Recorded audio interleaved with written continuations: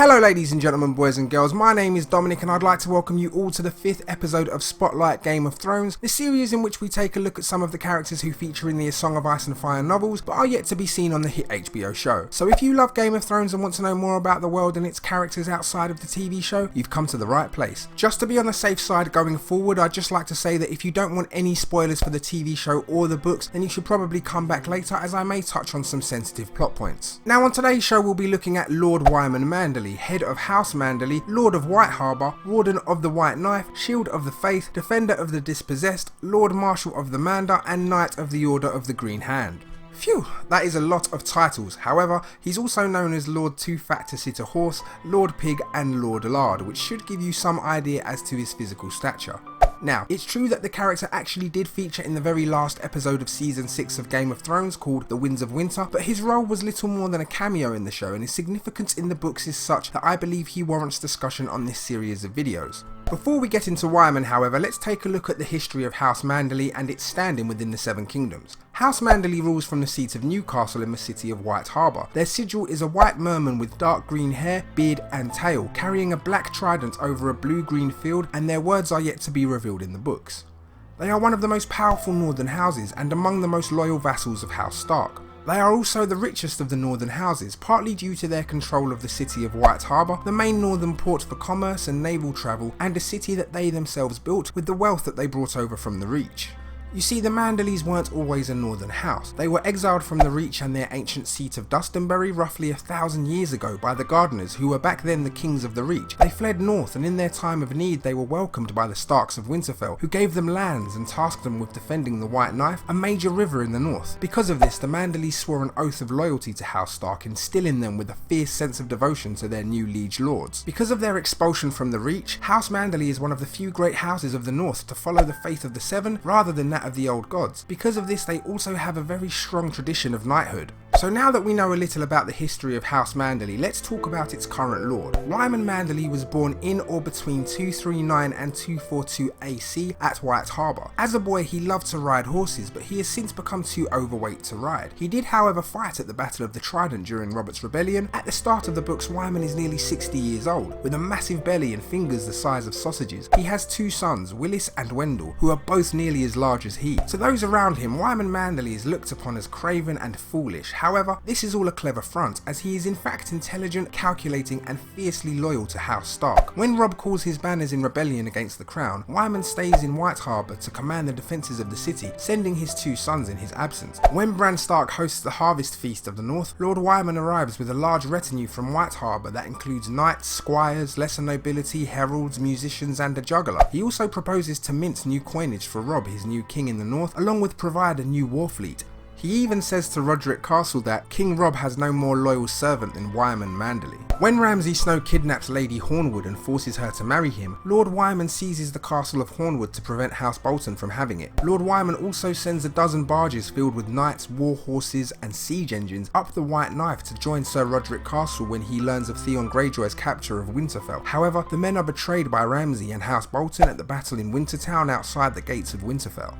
Wyman's son Willis is captured by Lannister forces led by Sir Gregor Clegane after being abandoned by Roose Bolton at the fords of the Trident. His other son Wendell is killed along with King Robb at the Red Wedding. Lord Wyman receives a letter from Stannis Baratheon demanding that he swear fealty to him as king. However, Manderly responds with purposeful obfuscation, telling him of his age and infirmity.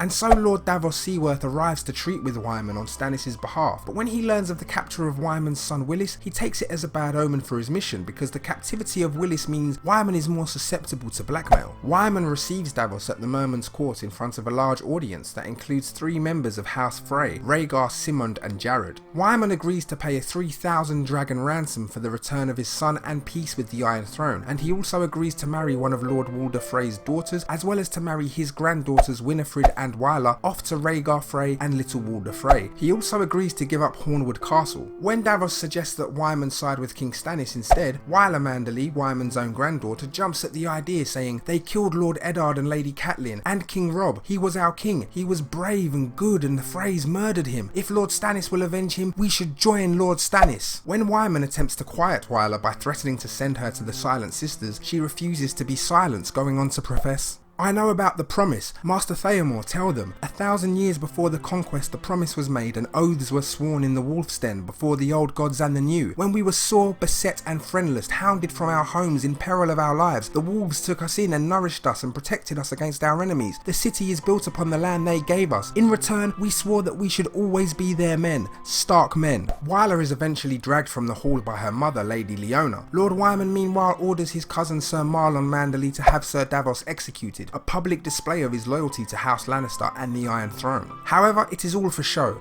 Instead of executing Davos, Lord Wyman instead sends him to the Wolf's Den, a former castle and now prison in White Harbour. In the Onion Knight's place, Wyman executes another prisoner that resembles Davos, going so far as to remove the head and hands and dip them in tar, and also to shorten the corresponding fingers on the unnamed prisoner's hand to quiet any speculation. Once the Crown finds out that Wyman supposedly executed the Onion Lord, Cersei orders the return of Wyman's son Willis from Harrenhal, where he was being held captive in terrible conditions and even supposedly fed the flesh of Vargo Hoat. At the celebration feast for Willis's return, Wyman holds a clandestine meeting with Davos and Robert Glover, in which he reiterates his loyalty to House Stark, saying, "When treating with liars, even an honest man must lie."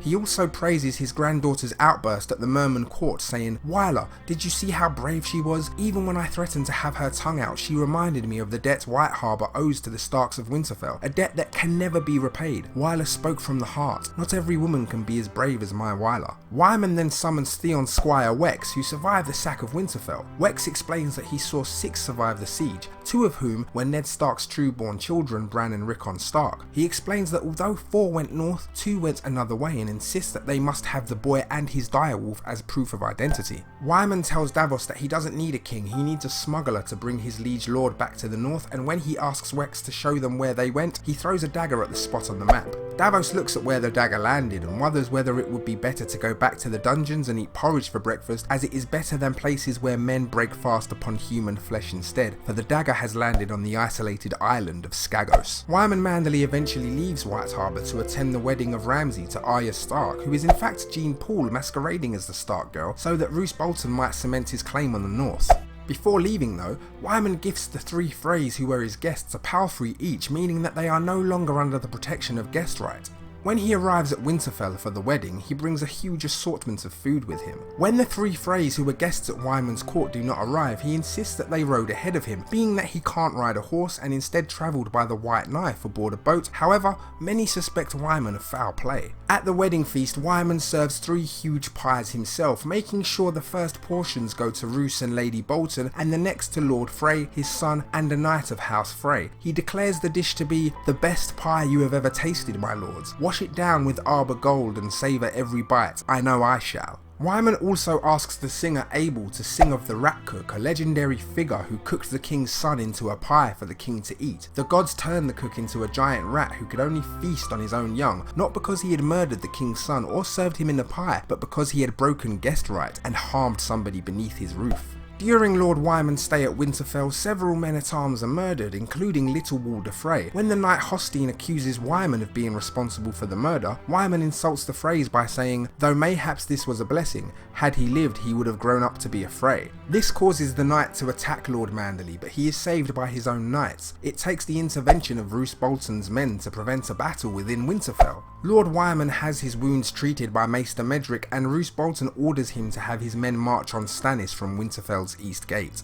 Lord Wyman Manderly is quite the popular book character, especially because of a theory revolving around the 3 pies he serves at Ramsay's wedding. It's true that, as I said, he was seen in the last episode of season 6, but it seems that was only in name. His loyalty to the Starks may yet prove invaluable, but I guess we'll have to wait until the Winds of Winter to see if he can put a Stark back in Winterfell. Thank you all so much for watching this 5th episode of Spotlight Game of Thrones. I'll be releasing new episodes every Friday, so be sure to subscribe to the channel in order not to miss out. If you enjoyed the video, please do like and share amongst your friends. Thank you again for taking the time, and I'll see you next week. Bye.